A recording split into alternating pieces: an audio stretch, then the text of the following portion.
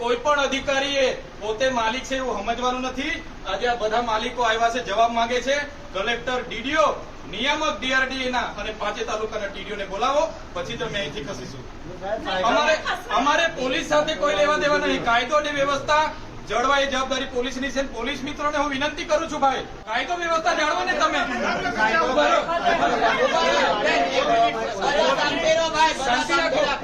Police department અમારા વિસ્તારમાં શિક્ષકો મૂકી આપવાના છો તમે.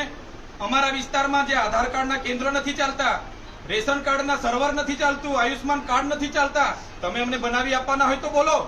કેમ તમે વચ્ચે આવો છો ભાઈ? રસ્તાના ખાડા પૂરી આપવાના છો તમે કેમ ભાઈ?